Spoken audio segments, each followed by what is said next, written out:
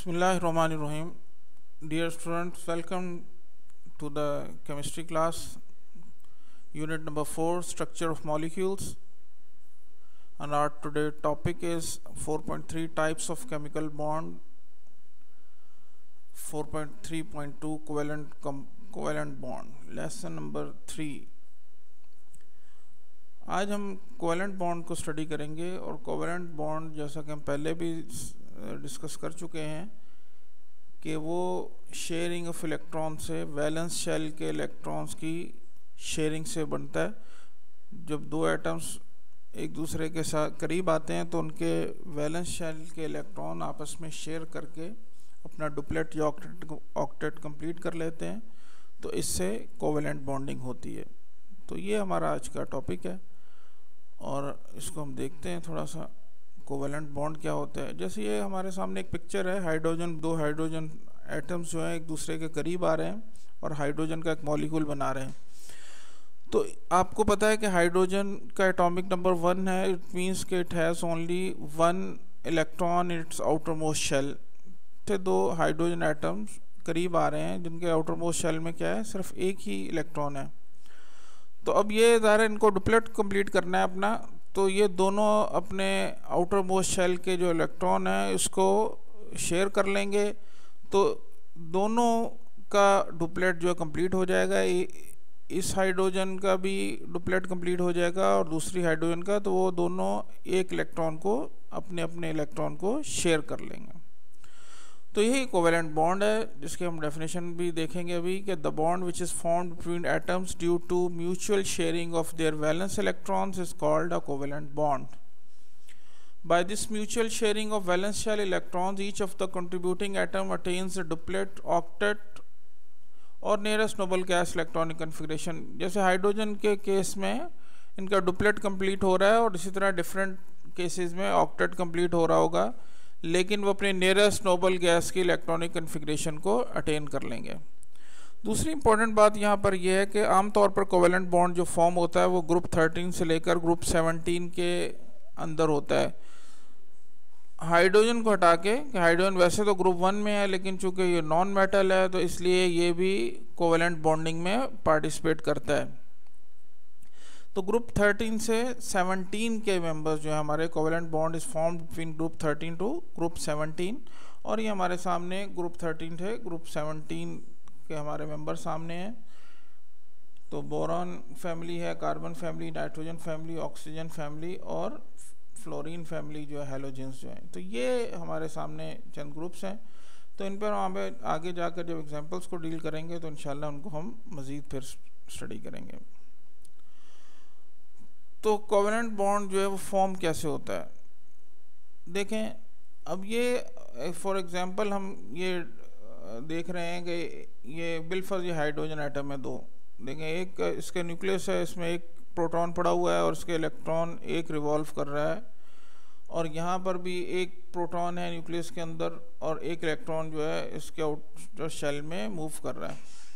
अब जो दो हाइड्रोजन एटम एक दूसरे के जब करीब आएंगे तो देखें 4 टाइप की जो फोर्सेस हैं वो ऑपरेट कर रही होंगी. इन दोनों न्यूक्लियस जो हैं जिन पर पॉजिटिव चार्ज है, तो आपको पता है इलेक्ट्रोस्टैटिक फोर्स ऑफ अट्रैक्शन और रिपल्शन अभी हम लास्ट लेसन में पढ़ के आए थे. तो ये लाइक चार्जेस हैं, ये एक दूसरे को क्या करेंगे, रिपेल करेंगे. ठीक है, यहाँ ये इलेक्ट्रॉन पर भी नेगेटिव चार्ज है, इस इलेक्ट्रॉन पर भी नेगेटिव चार्ज है, तो ये भी एक दूसरे को क्या करेंगे, रिपेल करेंगे. इन दोनों के दरमियान भी सेम लाइक चार्जेस हैं तो वो रिपेल करेंगे. लेकिन इसके साथ साथ अट्रैक्टिव फोर्सेस भी एक्ट कर रही हैं जो इस पॉजिटिव चार्ज और इस नेगेटिव चार्ज के दरमियान है और इस पॉजिटिव चार्ज और इस नेगेटिव चार्ज के दरमियान है. तो ये एक्ट कर रही हैं एक ही वक्त में. रिपल्सिव फोर्सेस भी एक्ट कर रही हैं और अट्रैक्टिव फोर्सेस भी अट्रैक्ट कर रही हैं.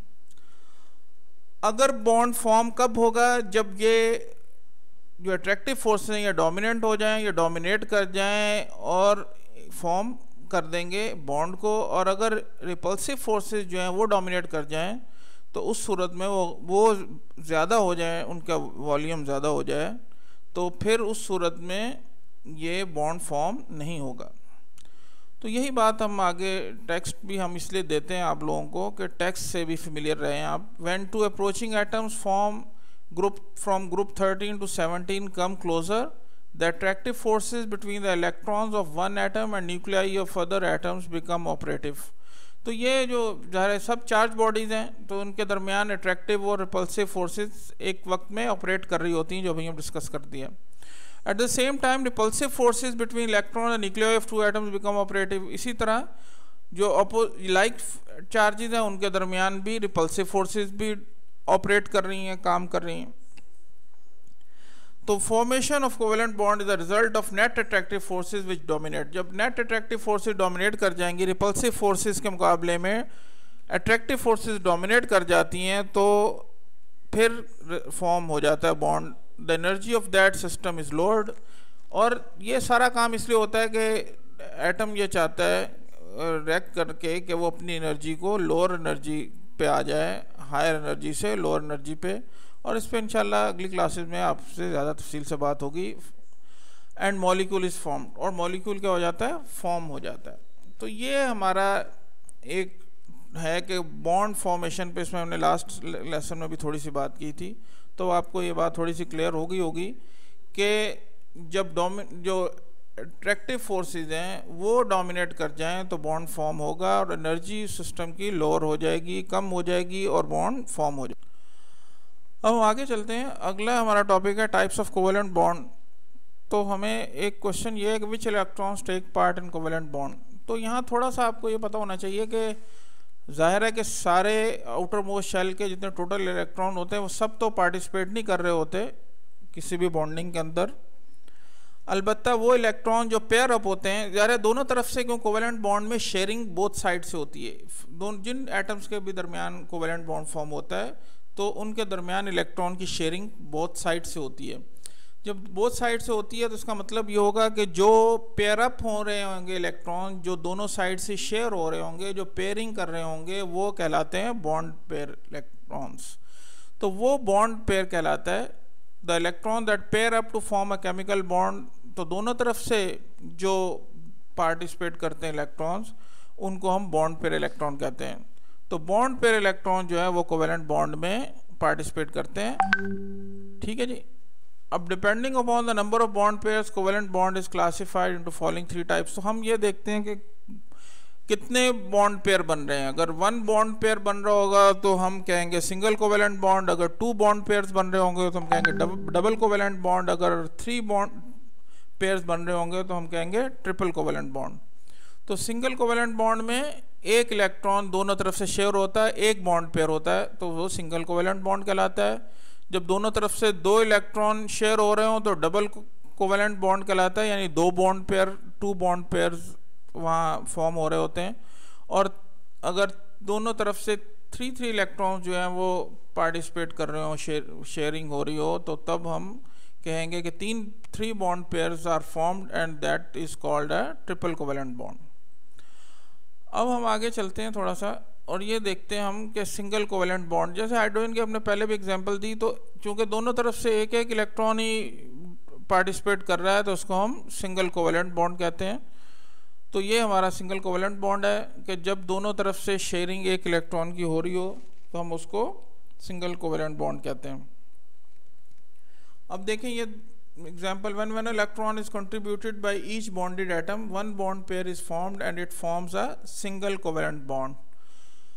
While drawing the structure of such molecule, the single bond pair is indicated by a line between those 2 atoms. तो हम एक सिंगल लाइन जो है वो ड्रॉ करते हैं तो वो बताता है कि यहाँ सिंगल कोवेलेंट बॉन्ड है। इसके हम एग्जाम्पल्स जो देखेंगे तो ज़्यादा आपके सामने बात आ जाएगी कि हाइड्रोजन की एग्जांपल हम पहले दे चुके हैं कि एक हाइड्रोजन देखें, ये डॉट क्रॉस मेथड, इस पर हम आगे भी थोड़ी सी बात करेंगे कि एक हाइड्रोजन जो है उसको हम डॉट से रिप्रेजेंट कर रहे हैं उसके इलेक्ट्रॉन को, और दूसरे हाइड्रोजन के इलेक्ट्रॉन को हम क्रॉस से रिप्रेजेंट कर रहे हैं। तो दोनों तरफ से एक इलेक्ट्रॉन शेयर हो रहा है, तो यहाँ पर इसका मतलब सिंगल कोवेलेंट बॉन्ड फॉर्म हो रहा है और सिंगल लाइन से हम उसको इंडिकेट कर रहे हैं और हाइड्रोजन मॉलिक्यूल बन रहा है।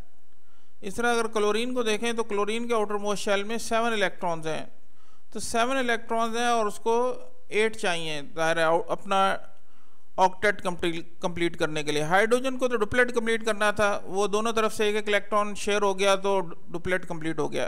क्लोरीन के पास 7 है आउटर मोस्ट शेल में, तो अब 7 में से 3 जो है वो तो ज़ाहिर है फॉर्म तो पेयर एक ही शेयर हो रहा है दोनों तरफ को, 8 करने हैं तो 7 ऑलरेडी हैं, तो 1 मोर बोथ एटम्स नीडेड। तो अब ये जो दोनों तरफ से एक इलेक्ट्रॉन शेयर हो रहा है तो इसका मतलब होगा कि 2 + 2 + 2 6 एंड 1 पेयर जो बॉन्ड पेयर है और 2 उसके 8 ऑक्टेट कंप्लीट हो गया है। तो दोनों क्लोरीन्स का ऑक्टेट कंप्लीट हो जाएगा। और जो बॉन्ड पेयर है वो सिंगल कोवेलेंट बॉन्ड है, चूँकि एक बॉन्ड पेयर इन्वॉल्व हो रहा है तो सिंगल कोवेलेंट बॉन्ड फॉर्म हो रहा है दोनों क्लोरीन्स एटम के दरमियान, और एक क्लोरीन का मॉलिक्यूल फॉर्म हो रहा है।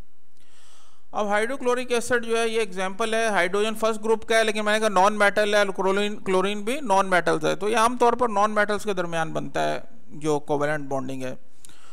तो हाइड्रोजन के पास तो एक ही इलेक्ट्रॉन है और क्लोरीन को एक ही चाहिए 8 करने के लिए, तो हाइड्रोजन की तरफ से एक जो डॉट से यहाँ आपके सामने इंडिकेट हो रहा है और यहाँ एक क्लोरीन जो शेयर कर रहा है अपना आउटर मोस्ट शेल में से एक इलेक्ट्रॉन शेयर कर रहा है। तो इसी तरह ये जो बॉन्ड पेयर है ये क्लोरीन को 8 इसके कंप्लीट हो गया और हाइड्रोजन का डुप्लेट कंप्लीट हो गया।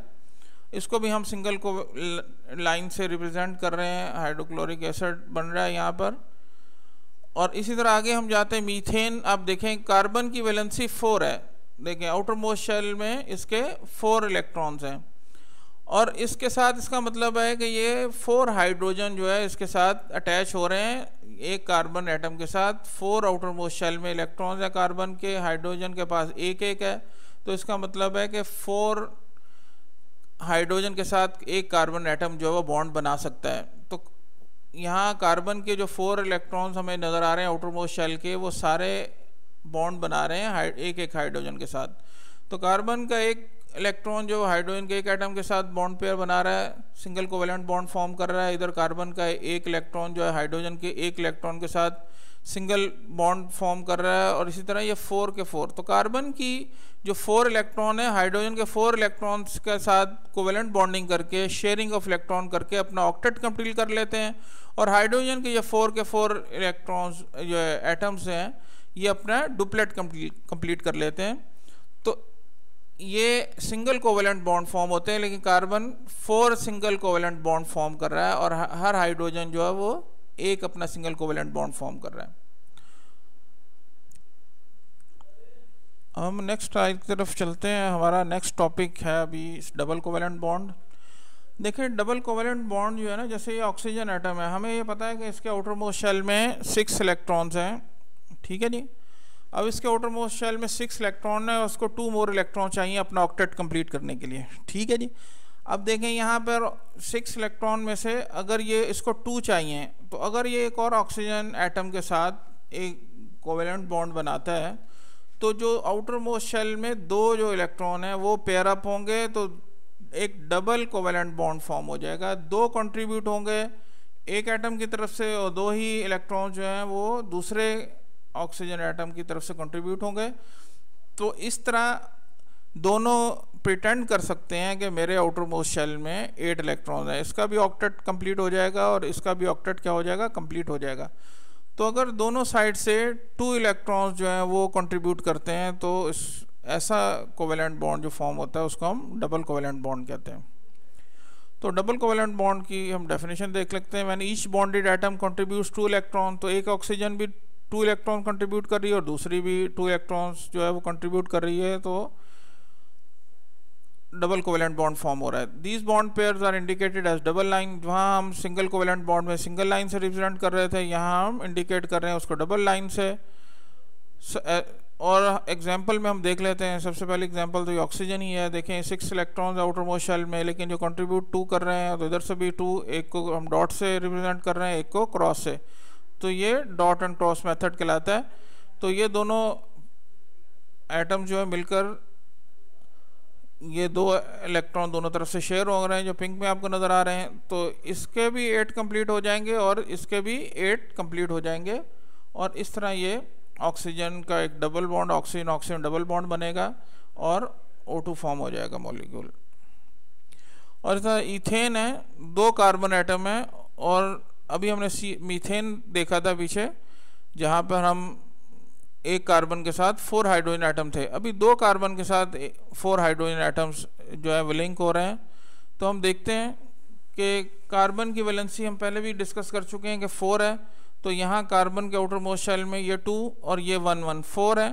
तो 2 इलेक्ट्रॉन जो है कार्बन कार्बन के साथ शेयर कर रही है, और 1 1 इलेक्ट्रॉन जो है वो कार्बन हर हाइड्रोजन के साथ, ये कार्बन इन दोनों हाइड्रोजन के साथ 1 1 इलेक्ट्रॉन शेयर कर रही है, और ये वाली कार्बन जो है इन दोनों हाइड्रोजन के साथ एक एक इलेक्ट्रॉन जो है शेयर कर रही है। ये यहाँ डबल बॉन्ड फॉर्म हो रहा है, डबल कोवेलेंट बॉन्ड, और यहाँ single covalent bond carbon hydrogen के फॉर्म हो रहे हैं। तो इस तरह ये दोनों तरफ चूंकि 2 electron carbon to carbon sharing हो रही है, तो इस वजह से यहाँ डबल कोवेलेंट बॉन्ड फॉर्म हो रहा है, कार्बन कार्बन डबल बॉन्ड, और carbon hydrogen single covalent bond form हो रहे हैं। तो यह है ईथेन। उसके बाद हमारे सामने आ रहा है ट्रिपल कोवेलेंट बॉन्ड। हमें पता है कि नाइट्रोजन का जो 7 है, इसके total number of electrons atomic number 7 है, लेकिन फर्स्ट शेल में 2 होते हैं और सेकंड शेल जो आउटर मोस्ट शेल है उसमें 5 इलेक्ट्रॉन्स हैं। तो ये एक आपके पास सामने पेयर आ रहा है, इसको हम लोन पेयर कहते हैं, ठीक है जी। ये कंट्रीब्यूट नहीं कर रहा इस बॉन्डिंग प्रोसेस के अंदर, लेकिन जो अदर 3 इलेक्ट्रॉन्स हैं वो दोनों तरफ से नाइट्रोजन के इस एटम से भी 3 कंट्रीब्यूट हो रहे हैं और इस नाइट्रोजन एटम से भी 3 कंट्रीब्यूट हो रहे हैं। तो जब दोनों बॉन्डेड एटम्स जो हैं उनकी तरफ से 3 इलेक्ट्रॉन शेयर हो रहे हैं, तो ट्रिपल कोवेलेंट बॉन्ड फॉर्म हो रहा है यहाँ पर। तो यही ट्रिपल कोवेलेंट बॉन्ड की डेफिनेशन है। When each bonded atom contributes 3 electron, 3 bond pairs are involved in bond formation, this type is called triple covalent bond. 3 small lines are used to indicate these 3 pairs of electrons between those atoms in the molecules of such compounds. तो example में हमारे सामने first तो nitrogen ही है, जो हम देख चुके हैं कि यहाँ पर ये 3 जो पिंक पे नज़र आ रहे हैं, ये हमारे 3 इलेक्ट्रॉन जो हैं वो इस नाइट्रोजन की तरफ से कंट्रीब्यूट हो रहे हैं। ये लोन पेयर है जो कि बॉन्डिंग प्रोसेस में इन्वॉल्व नहीं हो रहा है।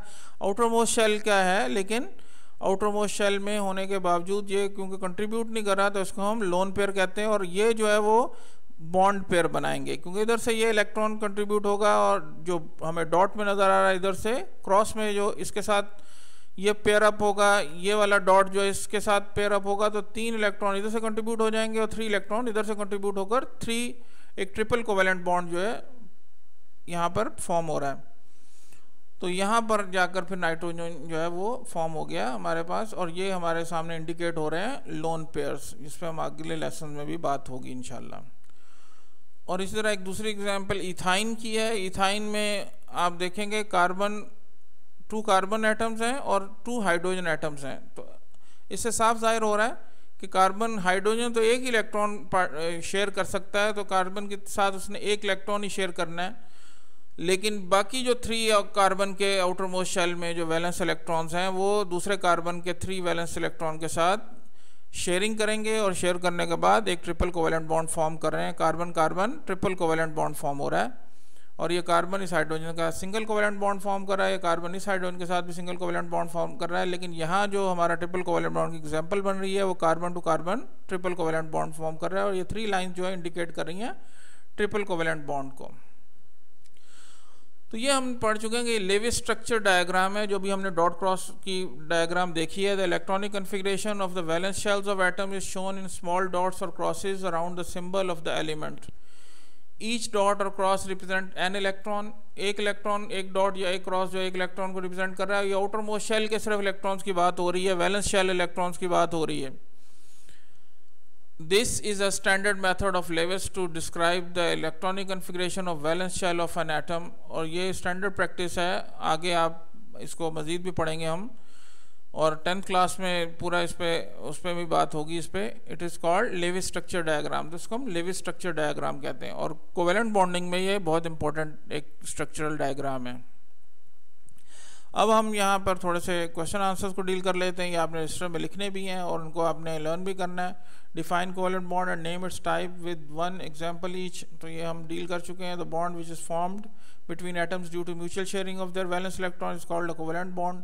Depending on the number of bond pairs, covalent bond is classified into following three types: single covalent bond, hydrogen और हाइड्रोक्लोरिक एसिड एग्जाम्पल हमने दे दी, डबल कोवेलेंट बॉन्ड में ऑक्सीजन और इथेन की दे दी, और ट्रिपल कोवेलेंट बॉन्ड में नाइट्रोजन और इथाइन की दे दी। सेकंड क्वेश्चन हमारा है differentiate between ionic bond and covalent bond. तो हमें पता है कि आयनिक बॉन्ड में कंप्लीट ट्रांसफर ऑफ इलेक्ट्रॉन होता है, it is form due to complete transfer of electron from one atom to another atom. Formation of sodium chloride is a good example of ionic bond. और covalent bond जो है the bond which is form between atoms due to mutual sharing, दोनों तरफ से electron share हो रहे होते हैं, valence shell electrons is called a covalent bond. Both atoms contribute equal number of electrons in the formation of covalent bond. Formation of chlorine molecule Cl2 is an example of covalent bond. तो ये आपको question लिखने हैं अपने register में, उनको learn भी करना है। और इसके बाद आपको एक छोटा सा होमवर्क है, write answers of these short question in your registers and learn them. Define double and triple covalent bond with one example each. ये बोर्ड के एतबार से इंपॉर्टेंट क्वेश्चन है, आता रहता है और आपको इसको लिखना है वहाँ से देख के। और draw the Lewis structure diagram, dot and cross diagram of chlorine molecule and methane molecule.